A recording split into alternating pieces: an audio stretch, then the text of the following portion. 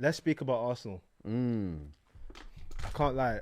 Arteta is slowly becoming like the top pump faker in the league when it comes to press conferences, teams and whatnot. Oh no, Declan Rice is injured. You know, knee is very bad, very bad. Rules him out. He gets a brace. It's like fair dues, man. Fair dues. Decker supreme. I think Arsenal fans, well, we can see it. Arsenal fans, let us know in the chat how you're feeling right now. From what I'm perceiving, I think this is the realest sense of belief they have felt all season. Because midweek they have a game against Liverpool, and in their eyes, Liverpool is barbecue chicken. Yeah. So theoretically, if they beat Liverpool, it stretches even further. This is the most joyful they felt in a long time. And I think last week, 2 weeks ago, we were saying, don't panic. You just need to handle business now. Declan Rice, that is what you call a performance. The reason I find that performance intriguing is because I kind of thought he was doing something that I expected someone in their team to do, which is Eze. Those arriving at the edge of the box finishes is what you... Wait, hold on. How you feel? This guy's so childish. 4 weeks ago, this is what man was doing in my studio. 4 weeks ago, you know what's happened since then? 4 weeks. 4 DMPs. 4 DMPs. Hey, I don't even want to talk about him. He's not even worth my energy. That's small fry. Let's talk about greatness today. But today I want to talk about greatness. I want to talk about scrubs. I want to talk about buns. Yeah? Wow. Let's talk about greatness. Declan Rice. Lampard finishes, Gerrard celebrations. What else do you want? Bro? Proper English. You know what? I saw your Instagram video. Yeah. Please repeat what you said on there, because I thought you made a great point that is a little bit ahead of the curve, but I think it's that. All I said is, look, I feel like you're seeing a Premier League legend being formed, right, in front of us. And a lot of times when you say big things like that, people are like, oh, you know, calm down. And when I said I feel like he's like a modern Roy Keane. Now, I'm not saying he's Roy Keane. Roy Keane has won so much, and people are just going to point to that. But what I'm talking about is his level of leadership, his level of his character. You know, Roy Keane did score goals, by the way. You can check it out. He scored goals. Was it 50? But You said 50, 55 goals. He pops up with moments. He drags the team. Not only Declan Rice is one of them players that he doesn't drag the team by only what he does on the ball. He can drag the team by off the ball. Leadership. Sheer willpower, leadership. Yeah, I'm coming from. So when I was saying that, people like, you can say now because he hasn't got a title, but in 18 games, Arsenal can be lifting a Premier League title. Bro, I saw you guys put Jordan Henderson in conversations he never belonged in. Why is it a problem for Declan Rice? And I'm not even saying he is Roy Keane. I'm saying he's shaping in that mode. You got to start. If Arsenal win the league this year, there's a chance that he could be in the top 2 for Player of the Year. And all of a sudden, you're looking at this guy as a forming legend of this league. Like I honestly think the narrative around Declan Rice is just weird. This season, he is making this Arsenal team his team. And I know everybody always said this is Saka's team or whatever. He's taking over this year. And I think last year that Madrid moment was almost like the global stage of putting himself up there.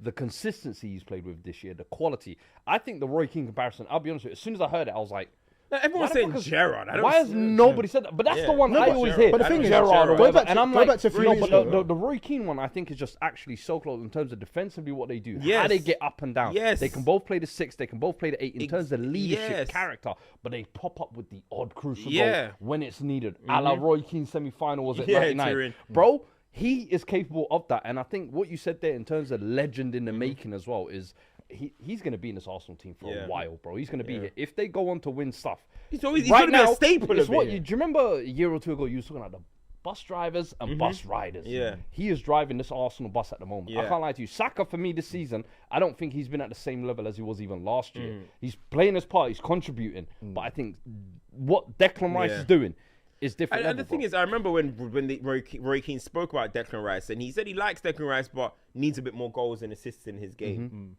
Answered. He's doing it. Answered. But a few weeks ago, we spoke about how it's funny because it links to the manager conversation we're having, saying that football's become so complicated. Where are the players that are central midfielders? And we said Declan Rice is someone that goes forwards and backwards when we were given an example, right? That is why it's so beautiful. And when you say he can be a Premier League legend, what people don't realise is football has its moments and its times. If you're looking at the mold of midfield player in 2026 of what teams look for, it's Declan Rice. It's someone that's going to play week in, week out. Someone that is combative and get up and down. Someone that defends and also scores goals.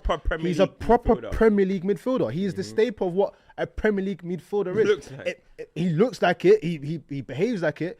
It wouldn't surprise me if in academies across the country they say, this is how we want you to play football. And people won't like the sound of it, but it's the facts. Gone are the days where, we had the moment with, you have the Cesc moment here. This is what a Premier League midfielder is right now. You have to be able to do everything.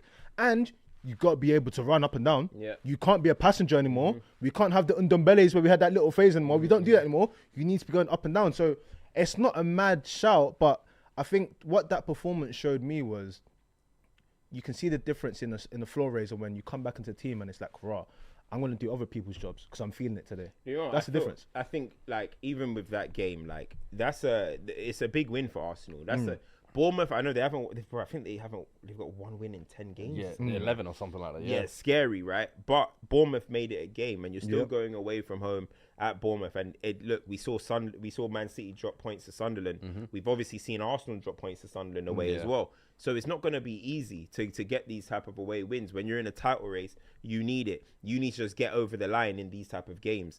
And they did, and now look what that's done.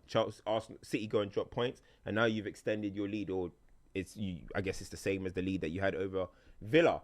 But I just think the way Arsenal, now they've won their last 5 games. They won their last 5 games, I believe it is, and they're 5 in a row. Yeah. They're picking up form at the right time. And the reason why I say that is because Carabao Cup is coming. FA Cup games are coming. Champions League will be coming back. You kind of need a little cushion. So if we do have a little margin for error and it's like, yo, lock in, we have that moment. And Arsenal have that moment now. They got a 6 months, that's 2 game swing. Yeah. Goal difference depending. That could be a 3-day game swing. Also, you know what I mean? Points as well. Around them, and they're benefiting off that. You have to. But the one thing that we've not spoken about is they've been picking up injuries left, right, and centre. And we've seen the effect it has here and there. Obviously, Gabriel coming back is massive for them. He had a mistake. He had turns of the goal. You want to put, exactly what you said, you want to put yourself in such a position where even if there's a little bit of error, we have a cushion. We have a buffer. Because City are already saying that they're going to potentially buy Semenyo. They're not going to go down without a fight. Haaland might kick into second gear. There's still a title contend to happen. But if you go and beat Liverpool and you put the pressure on City again to respond and they don't respond, just a quick side note, by the way. Is everyone targeting the wrong Bournemouth attacker? We're saying they need to get I can't lie. I'm seeing this Kroopy kid every time I don't know why he's not starting, because every time I've seen him come off the bench, bro, the kid causes something. Some kind of chaos, some chance creation, some mad goal. I'm like, bro, FM once again, they done it again. They done it again, bro. I feel like you got to shout out Odegaard as well. You know, somebody that. What did I say last week? Odegaard, big hand in both the goals, and he's starting to look a little bit more like the Odegaard we know now. A lot of people are upset about him, like in the 50-50s and stuff. But listen, Martin Odegaard's not on the pitch up to win jewels in 50-50s. I'll be real. He's there to control the game, keep Arsenal ticking, and create. The thing about Odegaard was you're being too safe. You're not creating. You're taking too many touches. Now he put that pass down to Saka. Saka puts it across. He puts that pass to Declan Rice. Declan Rice scores. That's the Odegaard you want. And you look at the start of the season. Look at the start of the season. I told you, man. Listen to the conversation at the start of the season. Eze comes in. It's Odegaard. Hand over the captaincy. I still think Declan Rice should be captain, but that's another conversation. It's Odegaard. Hand over the captaincy. We want Eze in the 10. Yeah. Then Eze wasn't doing that well in the 10. Everyone started saying all of a sudden, yo, maybe he's a left winger. But anyway, it was kind of like Odegaard was starting to be seen as like, yo, you're kind of killing us a little bit. But now look at that. He's come, he's risen his level, and he's made the £60 million signing sit down for 4 weeks in a row. 4 weeks in a row. Do you know what I'm trying to say? So you got to shout out Odegaard as well in for his performance. But there's another person, I think, right? So you look at what Arsenal are doing, yeah?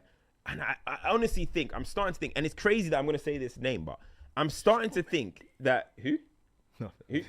I'm starting to think that Saliba is becoming the most underrated player in the Prem, bro. And you're probably thinking, what, Saliba? Speak on it. Bro, Saliba, the guy doesn't get his credit for what he does for Arsenal. Everyone gives the credit to Gabriel. Fairly, because Gabriel scores and They switched roles. if you look at the goals that Arsenal have conceded directly between Gabriel and Saliba this year, Gabriel has had way more flaws defensively this season than Saliba. And that is not to diss Gabriel. I think Gabriel is world class. I think Saliba is world class. But I think Saliba is quietly putting down a flawless campaign, whether he's playing with Hincapi, whether he's playing with Mosquera, next to Timber, next to Gabriel. He has just been a pillar of consistency to the point where I think now it just gets overlooked because he doesn't score like Gabriel. It's just like he's just like this. Sorry, quickly. He's just consistently an 8 out of 10 every game. Do you know what the issue of and it it's is? going over people's heads. He's becoming so underrated. We've said that partnership is top notch, right?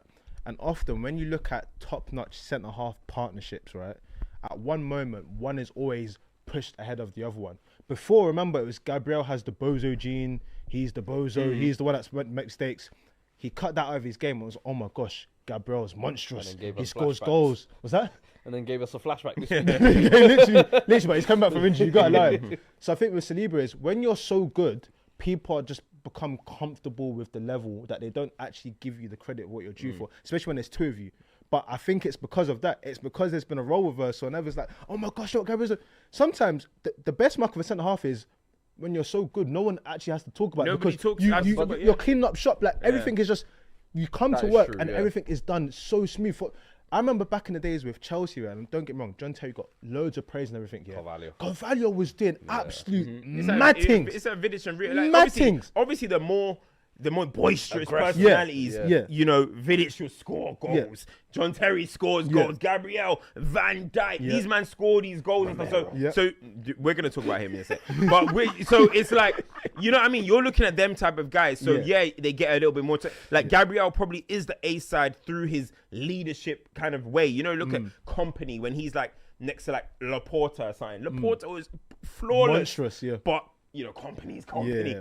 That is what I think and that's what I think Saliba is. This guy has been flawless this season, bro. Do you know, Lord? And he just doesn't get out. Bro, I put him in my team of the year, and people were like, "How can Saliba be in the team of the year?" Somebody wrote in my comments the other day, Gabriel, Saka, and I forgot who they said have been the three. I'm like, why does Saliba get overlooked so much? Saliba's easily been the best defender at Arsenal this season. Timber's been great, but Saliba for me. Would you put Matip in that conversation, by the way? Huh? You know when Matip and Van Dijk... Matip was unbelievable for No, I'm saying, would you put him in that same thing where it's like, because Van Dijk is monstrous, it's like... No, but my thing is, Matip was never better than Van Dijk. I think Saliba's been better than Gabriel. That's what I'm trying to say. I think he's been the best centre-half this season. Had errors and probably missed more games as well. I think another one that's quietly going about his business as well, I think Zubimendi. I think Zubimendi, because you look at it, Rice over the last couple of years had to play the 6 and the 8. Bro, the way Zubi's just slotted in this season, and I think, was it the first game or two, he just looked okay. But since then, bro, I think that's almost a perfect DM, if that makes sense. Like, unassuming, you don't really see too many thrills, but every once in a while he gets involved in the attack and you see a little something. But I think the way he allows the rest of the team to just actually create and kind of suffocate other teams in kind of their own half, I think he's going under the radar as well. Yeah, no, I would agree with that as well. And I think sometimes not every player has to come and make a lot of noise. I think people forget that you can be a very good player without making a lot of noise. You can improve your team without there being like stars and noise everywhere. And that's what Zubimendi's been. Because I remember a few weeks ago, you were saying that the only real difference between the team from a few years ago was Zubimendi for Partey. And for me personally, from what I'm seeing, it's light and day. Because remember what we was talking about? As in, like, the end of Partey to Zubimendi now. It's maybe light. the end of Partey. Yeah, the end of... Thomas Partey was better than Zubimendi. No, the end. Yo. The end. Listen, maybe the end. Zubi's just got here. Maybe the end. All right, normally, though, bro, it takes a player a little while to adapt to a team. It takes a while to adapt to a team, a league, all of this. We have this excuse for Wirtz, for Xavi Simons, whoever. We haven't had that conversation at all with Zubimendi, bro. He just slotted into a team that is supposedly seen in Arteta's DNA that should take a little while to get into. Bro, he's taken to it like a duck to water, bro. Yeah, I think, Arsenal, look, they're in the driving seat. It looks like, I think, barring anything crazy, even when City were on their run, I said the Blue Sharks are coming. But I maintained if Arsenal have their squad back, they'll win this league. And I'm sticking with that. You know, Arsenal are still going to win the league for me. I hear it.